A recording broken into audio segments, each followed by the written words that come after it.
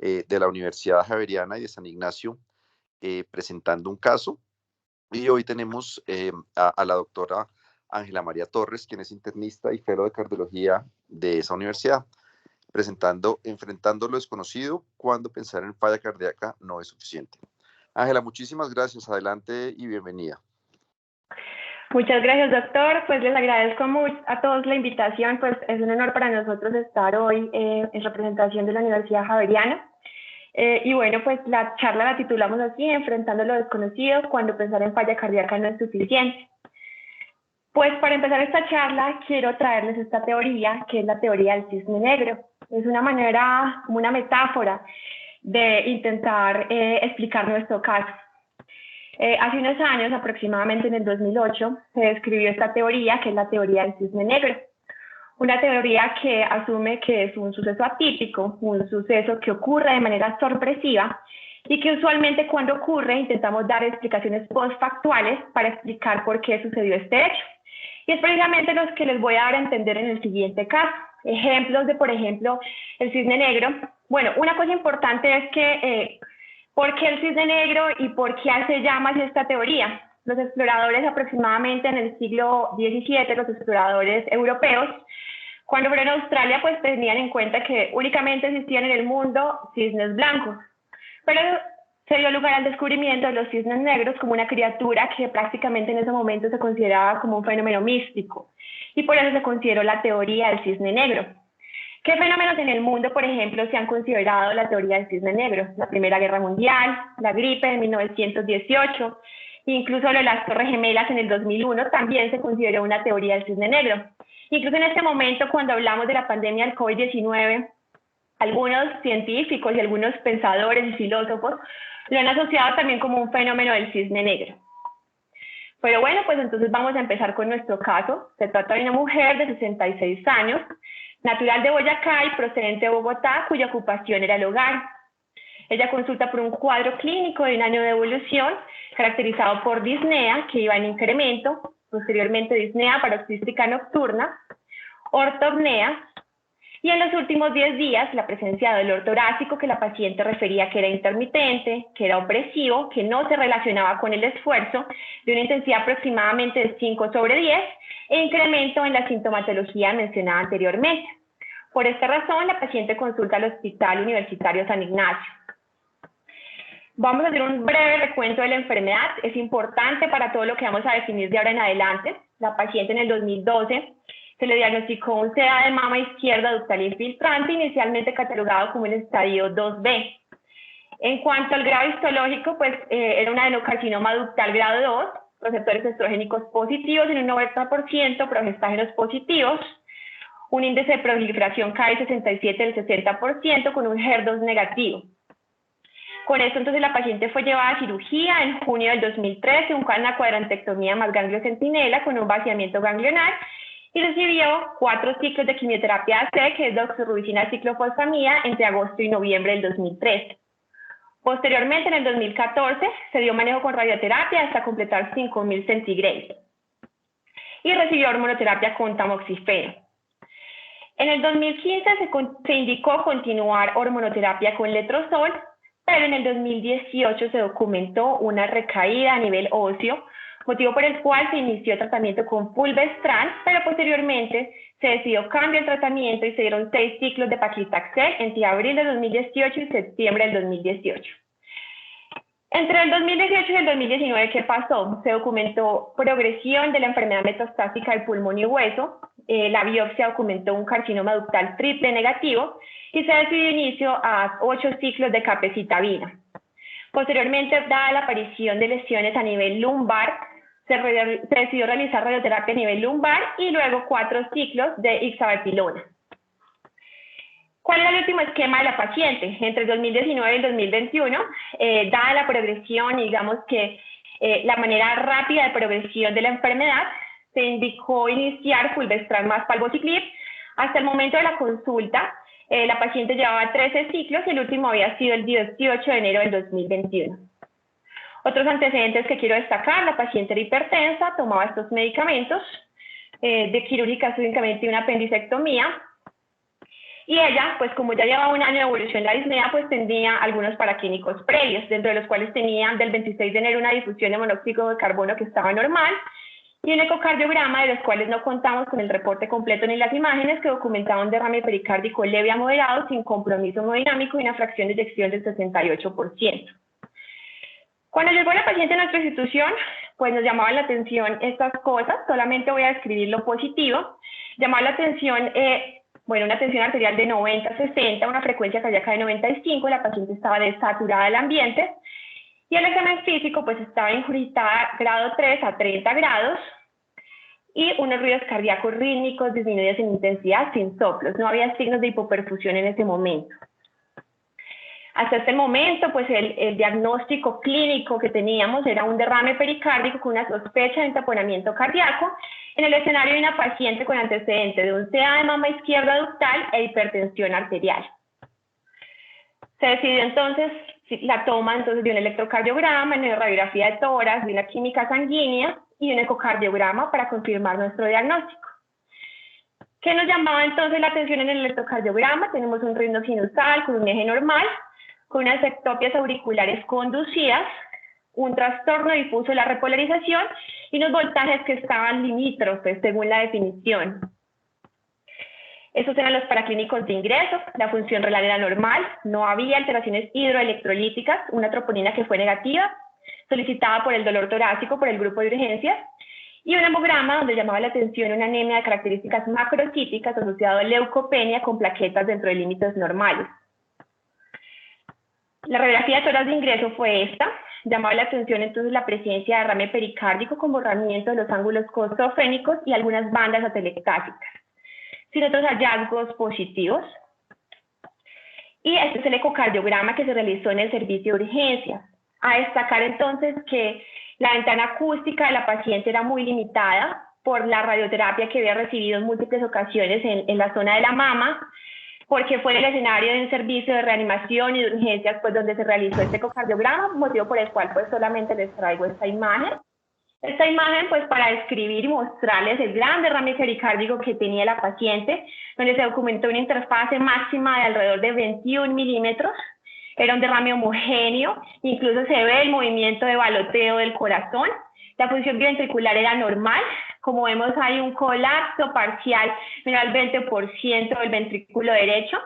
No había valvulopatías, también se midió la variabilidad de la onda transvalvular, que fue menor al 25%, no había una variabilidad importante, y pues esto fue lo que se describió en el ecocardiograma inicial. Entonces, pues en ese momento, dado que habíamos documentado pues un derrame pericárdico, pues entonces teníamos dos opciones. O hacíamos una pericardiocentesis versus una cirugía. El problema es que con la pericardiocentesis, pues dadas las condiciones que dijimos anteriormente, y según pues el concepto también de radiología intervencionista, ellos consideraron que había alto riesgo de lesión miocárdica y que tal vez la mejor opción para la paciente era la cirugía. Motivo por el cual la paciente fue llevada a pericardiotomía abierta más biopsia, donde se documentó un hemopericardio de 600 cc, grasa pericárdica y un ventrículo derecho que fue descrita por el equipo quirúrgico como normal. La paciente, pues durante la hospitalización, a pesar de que se había drenado, persistió con algo de disnea, motivo por el cual se decidió la toma de un TAC de tórax. En el TAC de tórax se documentó, como lo vemos, un derrame pleural bilateral de características homogéneas de aproximadamente 1 litro, con unas bandas atelectásicas, como lo vemos acá, sin compromiso como tal del parénquima pulmonar. Ya en ese momento, pues ya se había drenado el derrame pericárdico. ¿Qué salió en la patología? En el líquido pleural entonces se documentó un exudado linfocitario, se descartaron causas infecciosas, los cultivos fueron negativos y adelante, pues más adelante igual este estudio se revisó ya unos días después, un estudio citológico del líquido pleural que fue positivo para malignidad en el contexto pues, de una paciente con cáncer de seno. El pericardio, es importante decir que pues dada la estabilidad de la paciente, la mejoría de la sintomatología y la mejoría notoria del dolor torácico y la disnea, después de haber hecho estas intervenciones y los drenajes, se decidió dar egreso con reporte de la patología ambulatoria del pericardio, ya teniendo algunos preliminares que documentaban que todos los exámenes infecciosos habían sido negativos. Entonces, como les dije, pues el líquido pericárdico, el ADA, los cultivos fueron negativos y la biopsia únicamente mostraba una ligera inflamación crónica, pero negativo para infiltración tumoral a nivel del pericardio. Ya ambulatoriamente, unos días después, pues la paciente, dado estos hallazgos y dada la presencia pues, del derrame pericárdico, que en este momento no teníamos muy clara la etiología, se llevó a Junta Médica de Oncología y Cardiología. En ese entonces, pues entonces se decidió la toma de una resonancia cardíaca. Dado el escenario y un diagnóstico de pericarditis aguda, se inició colchicina y asa. Pericarditis aguda, ¿por qué? Porque se documentó la inflamación a nivel del pericardio, porque se documentó un derrame pericárdico que iba en aumento y pues que era severo, y además porque la paciente presentaba dolor torácico, entonces cumplía criterios de pericarditis aguda. Entonces, por tal motivo se inició dicho tratamiento y se decidió suspender la quimioterapia, hasta no aclarar pues la causa de dicho derrame. ¿Qué posibilidades tenemos entonces en este momento? O la paciente está infiltrada por tumor, pues era nuestra sospecha diagnóstica más grande. ¿Qué teníamos a favor? A favor que era un cáncer de mama avanzado, que ya se le habían documentado metástasis en múltiples sitios, como sabemos a nivel mediastinal, a nivel pleural, a nivel óseo, pero que tenemos en contra que la biopsia de pericardio era normal.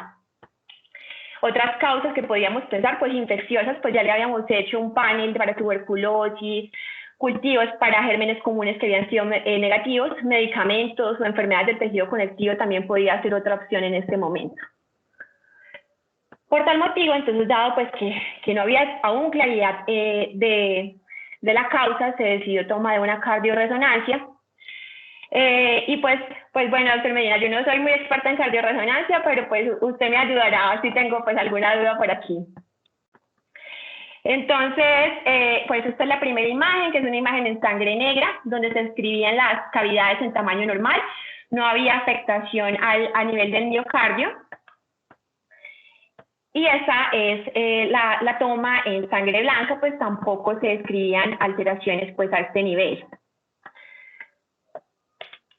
Este es la cine a nivel de eje corto del ventrículo izquierdo, donde se observaba una adecuada función del ventrículo izquierdo, no había alteraciones en la contractilidad ni a nivel del miocardio, pues aquí estamos a nivel de los músculos papilares, y ya más adelante, pues ya estamos a nivel de la base del ventrículo izquierdo, las valvas de la mitral, donde tampoco se encontró ninguna alteración. Este es un resumen pues, de las diferentes fases de la cine en las diferentes cámaras. En 4 cámaras donde no se encontró ninguna alteración, la función biventricular era adecuada, una fracción estimada del ventrículo izquierdo del 61%, 2 cámaras también dentro de límites normales, 3 cámaras dentro de límites normales y un eje corto que ya habíamos mencionado anteriormente, que tampoco se observaba ninguna alteración. Y pues esta es una de las imágenes post inyección del gadolíneo, pues donde en el reporte pues tampoco se describía ninguna alteración temprana, pero sí algunas alteraciones tardías pues que les voy a mostrar más adelante. Entonces pues veamos aquí la imagen de la cardiorresonancia, donde pues realmente pues no habían realces a nivel del miocardio ventricular. En 4 cámaras.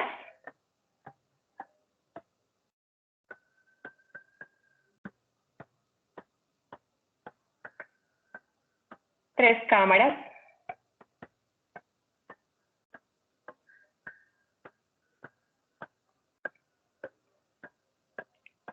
Y el eje corto que ya habíamos visto. ¿Qué nos llamaba la atención en estas imágenes del realce tardío? Y una de las cosas que se mencionaban en el reporte es que había un realce leve a nivel del pericardio y que también había un realce a nivel de la pared anterolateral del pericardio, ¿sí?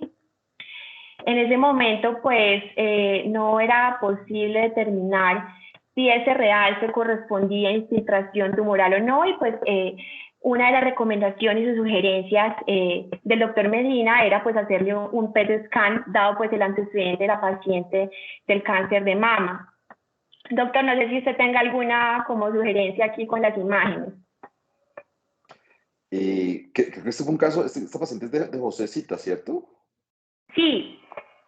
Sí, discutimos el caso, pues no, creo que en esta, si puede parar el video superior, el realce tardío, es que tiene tres fases, un PSI, una inversión y S. Bueno, en uno de los tres se ve pues lo que se ve como en el tercio medio de la pared inferolateral, anterolateral, perdón, algo que sugiere pues que puede estar ese miocardio como con una cicatriz y pues con este antecedente oncológico. No sé si tiene cortos del realce, Ángela. No, doctor, no tengo foticos, tengo solamente esos videos. Sí, bueno, de todas maneras, creo que en el eje corto tal vez le tomé una foto y se la mandé a José porque pues era sospechoso que pudiera tener algo ahí. Pues la resolución de los boxes de la resonancia son de 5 milímetros por 5 milímetros eh, y a veces puede bajarse unos hasta 2,5, pero pues esa era lo que me llamaba la atención en ese momento y pues eso medía más de lo que mide un boxel, entonces era representativo para una paciente con los antecedentes oncológicos que usted mencionó. Listo, doctor, muchas gracias. Entonces, pues, con base en eso, pues se decidió llevar a la paciente a toma de un PET-CT. Entonces, pues bueno, aquí tenemos tres proyecciones. La primera es una proyección de máxima intensidad y ya pues como tal este es el PET-CT. Este es un corte axial y este es un corte coronal. Voy a mostrarles sucesivamente pues los hallazgos que se documentaron. ¿Qué llamaba la atención en este PET-CT? Y pues voy a ir parando aquí para mostrarle. Pues a nivel del pericardio como tal no se encontró ninguna infiltración tumoral, pero sí se encontró un compromiso a nivel óseo con unas lesiones líticas y blásticas también. Y pues como pueden ver ahí, estas lesiones hipermetabólicas que corresponden a adenopatías mediastinales. También a nivel pleural se describieron algunas alteraciones y a nivel pulmonar también, como lo podemos ver aquí y aquí, compromiso de adenopatías mediastinales, en mediastino posterior también. Pero como tal, en pericardio no se documentó ninguna alteración. Entonces, ¿qué tenemos hasta el momento? Tenemos una paciente que se le documentó un derrame pericárdico el 5 de febrero del 2021. Se fue llevada a una pericardiotomía más biopsia el 7 de febrero del 2021, que esto llevó a la suspensión de la quimioterapia que en ese momento tenía la paciente, y que el 19 se le hizo una resonancia que documentó un pericardio de grosor normal, pues con un realce leve, con las alteraciones que ya describimos previamente. El 24 de mayo pues se le hizo un eco de control que ya no tenía derrame pericárdico y posteriormente un PET-CT que no documentó compromiso pericárdico. Entonces, pues bueno, ¿qué etiología deberíamos considerar ante un paciente con derrame pericárdico? Estos pues son algunas de las más frecuentes. Lo más frecuente son infecciones, cáncer, idiopáticas, pero también otras alteraciones como enfermedades del tejido conectivo, metabólicas o iatrogénicas. Y pues bueno, esto es importante. Si oyes ruido de cascos, pues lo primero que piensas es en caballos, pero no olvides que también pueden ser cebras. Entonces ya tenemos que empezar en etiologías aún más raras. Entonces, ¿qué teníamos hasta el momento? Un paciente con disnea y dolor torácico de 1 año de evolución. Nos preguntamos, ¿el inicio de palbociclib coincidió con el inicio de los síntomas? Y efectivamente, pues llevaba 1 año de terapia con palbociclib, momento en el cual también inició la disnea, la ortopnea y posteriormente el dolor torácico. Ya habíamos descartado causas infecciosas y neopláusicas y había resolución del derrame posterior a la suspensión del palbociclib. Hicimos una búsqueda y pues realmente encontrando en bases de datos como PubMed no tuvimos resultados pues muy afortunados, no encontrábamos a pesar de lo que lo poníamos con múltiples términos. Y encontramos un abstract, no está publicado en modalidad artículo, un abstract que mostraba las diferentes complicaciones cardíacas de los inhibidores de la CDK4/6, como el palbociclib para el cáncer de mama. Que llama la atención que sí, entre el 2018 y el 2019, que fue la era de este registro, se habían documentado 27.000 reacciones adversas, de los cuales 2.9 habían sido cardíacas. Entre las más frecuentes se encontraban estas, pero pues ellos no determinaban por tipo de medicamento cuánto se podía presentar. Entonces, pues bueno, pues tuvimos que buscar en otras bases de datos. Es por eso que decidimos buscar entonces en donde deberíamos pues reportar los eventos adversos, que son los de la FDA. Encontramos entonces que la FDA desde el 2011 había documentado 52.198 casos de reacciones adversas derivadas del palbociclib, de los cuales el 50% aproximadamente habían sido casos serios que incluían la muerte y 5.900 habían sido la muerte. Pero si lo filtramos por derrame pericárdico, encontramos 7, solo 7 asociados a palbociclib. Entonces, pues hay pocos artículos hasta el momento, pues digamos que describan este tipo de asociaciones, pero sí hay condiciones relacionadas con el cáncer que afectan el pericardio, como tal el propio cáncer, ya puede ser un primario o metastásico, medicamentos, la quimioterapia tradicional, las terapias con algún objetivo, o la inmunoterapia, o la misma radiación, o condiciones del pericardio vistas en cáncer y en pacientes con terapias para el cáncer, como el derrame pericárdico, la pericarditis, la constricción, la invasión local o la miopericarditis. ¿Qué pasó con la paciente entonces? Por el hallazgo de la progresión pleural y mediastinal se planteó cambio a gemcitabina. Ya el último control que le hicimos fue ahorita en julio del 2021. La paciente se encontraba asintomática cardiovascular. En este momento dado que se consideró que estuvo asociado al palbociclib, entonces se cambió el tratamiento y se inició gemcitabina, hasta el momento bien tolerado por la paciente. Y pues quiero terminar de esta manera, porque quisimos empezar el caso con la teoría del cisne negro, porque este caso es un cisne negro. En primer lugar, porque es una sorpresa. Seguramente nadie se esperaba que un derrame pericárdico fuera por un medicamento como el palbociclib. Segundo, porque es de gran impacto. Gran impacto, pues no solamente para nosotros como médicos, sino gran impacto porque conllevó a cambios en el tratamiento del paciente, porque conllevó a diferentes exámenes para intentar determinar una etiología. Y lo otro es que una de las características de esta teoría es que después de su primer registro, el suceso se racionaliza en retrospectiva como si pudiera haber sido esperado, como lo hicimos en este caso, pues ya de una manera retrospectiva es más fácil hacer el análisis. ¿Qué enseñanzas entonces nos dejan este caso? ¿Qué enseñanzas me debería dejar a mí pues como fellow en este momento? Primero, pues el trabajo en equipo. El trabajo como un equipo multidisciplinario, la unión de un equipo de cardiología y oncología. Seguramente si hubiera estado el cardiólogo solo, nunca se hubiera tomado la decisión de suspender la quimioterapia. Seguramente si hubiera estado el oncólogo solo, tampoco se hubiera tomado la decisión de tomar una cardioresonancia, y es por eso la importancia de un equipo multidisciplinario y un abordaje integral de nuestros pacientes. ¿Qué segundo mensaje me deja esta charla y este caso? Que siempre en el paciente oncológico y realmente pues en todos nuestros pacientes deberíamos hacer una evaluación antes del tratamiento, durante el tratamiento y después. Pues porque los efectos adversos pues se pueden presentar durante y después, y antes pues es necesaria una estratificación del riesgo de los pacientes. Y por último, siempre revisar todos los medicamentos que se nos pueden pasar por alto, medicamentos que a veces no pensamos, por ejemplo, esos inhibidores de las ciclinas que puedan causar derrame pericárdico, que aunque son casos muy raros, puede ocurrir. Pues es importante que revisemos todos los medicamentos, ya sean agentes de quimioterapia o no, que pueden contribuir a los efectos de cardiotoxicidad que encontramos en nuestros pacientes. Entonces, pues bueno, les agradezco mucho esta oportunidad de exponer. Abrimos la sesión de preguntas.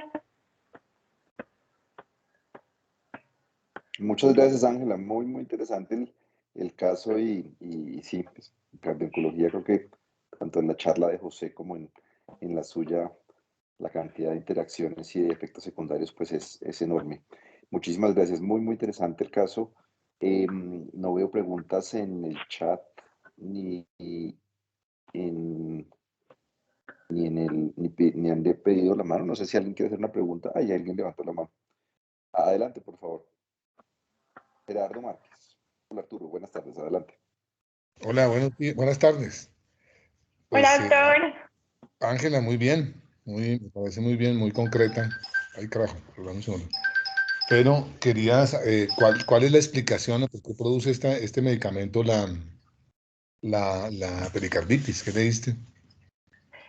Doctor, pues bueno, les voy a explicar un poco el mecanismo de acción del medicamento y bueno, vamos a intentar pues explicar por qué el mecanismo fisiopatológico lo podría producir. Pues en general este medicamento es un inhibidor de las ciclinas.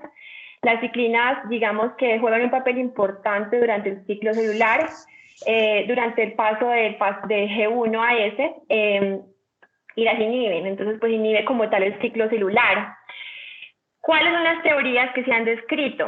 Al parecer, un papel mediado de manera inmune con expresión de linfocitos CD68 que pues pueden infiltrar el pericardio y de tal manera producir derrame pericárdico.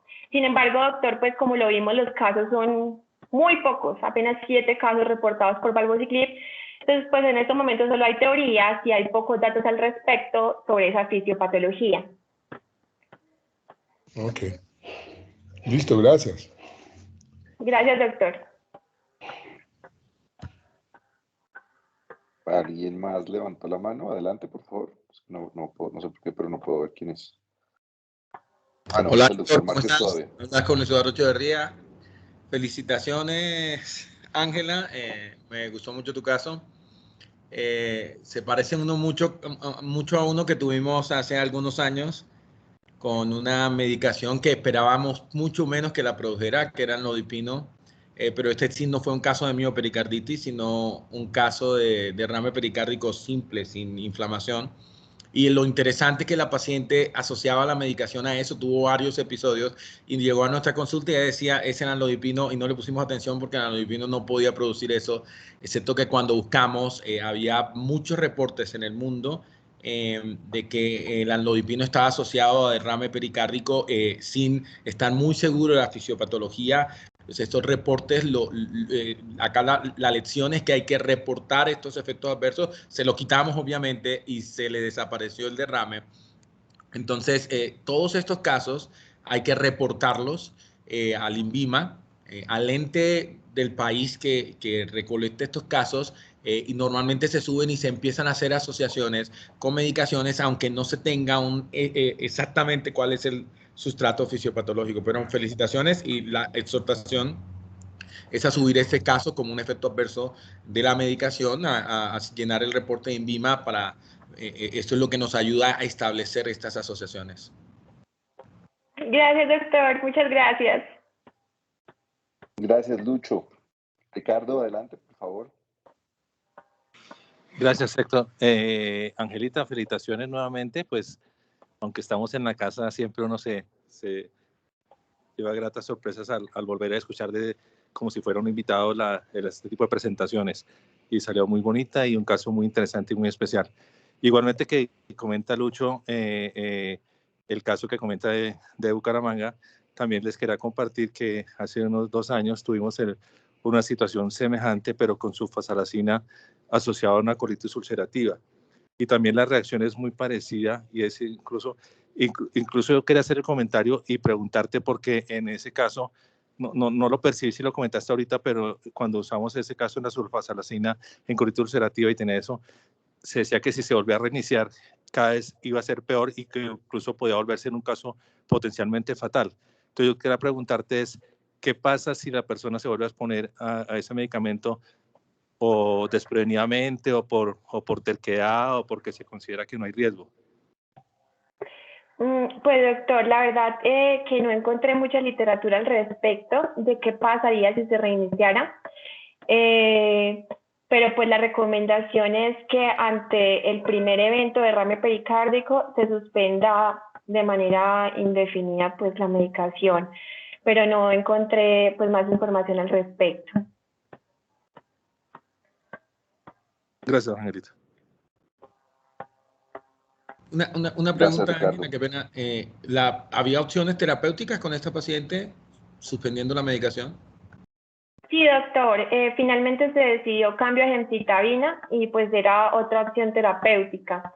Digamos pues ustedes dirán como esa paciente con un cáncer tan avanzado, porque le insisten tanto en quimioterapia, pero a pesar de que la señora se le había documentado progresión pulmonar y progresión ósea, pues la paciente tenía una clase funcional y un ECOG que era de 1.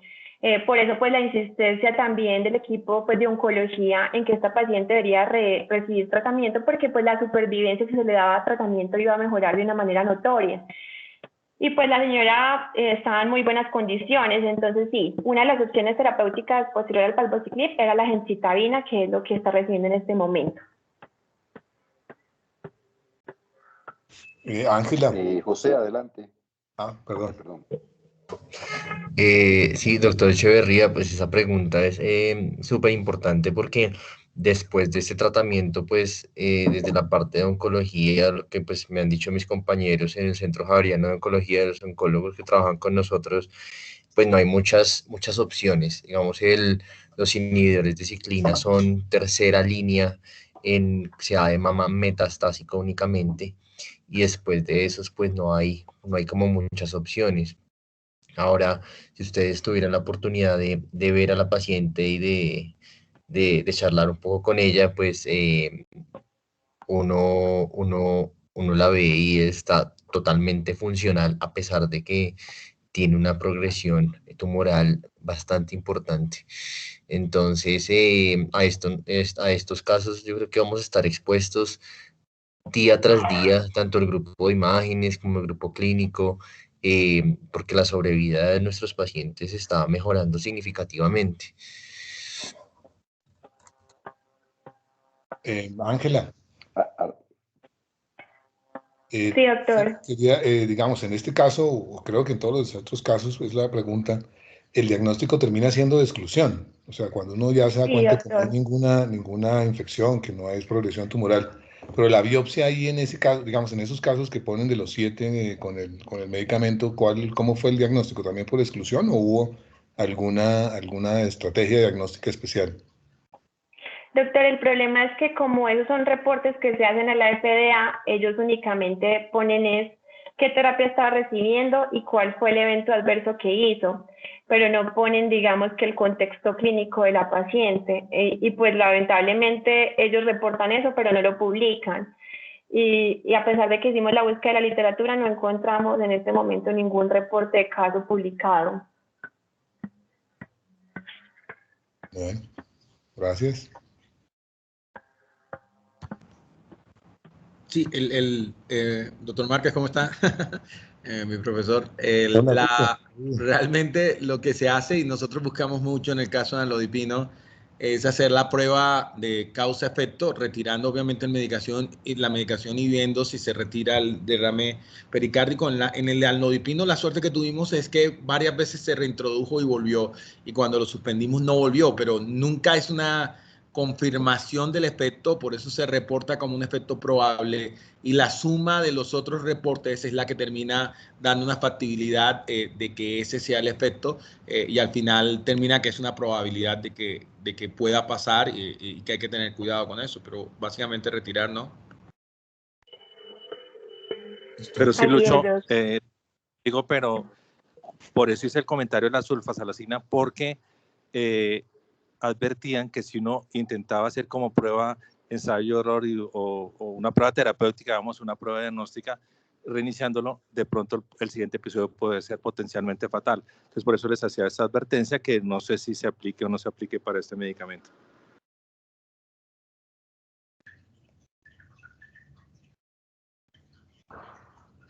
Veo manos levantadas, pero creo que ya fueron las preguntas que se hicieron. No sé si alguien tenga algún comentario adicional. Creo que por ahora no. Daniel Izaza, nuestro jefe coronario, me mencionó aquí por el chat que él ha visto uno con minoxidil también. Entonces, gracias Daniel lo mencionó aquí a tu nombre. Pero bueno, Ángela, nuevamente muchísimas gracias, muy interesante y bueno, contribuimos ahí con todos los demás, tanto con su caso, con una presentación muy interesante y afortunadamente pues dejando el diagnóstico y junto a las contribuciones de todos los demás, Muchísimas gracias a usted, al grupo de la Universidad Javeriana y de San Ignacio. Un gusto tenerlos y si no hay más preguntas, pues nos veremos en la semana. Tiene el micrófono cerrado, Ángela. Muchas gracias a usted, doctor. Gracias a todos por la invitación. Bueno, Gracias. gracias a ustedes. Gracias. Por la Universidad Bueno, Javeriana. Bueno, hasta luego, se cuidan. Chao, Que gracias. estén bien, chao. Hasta luego, que estén bien.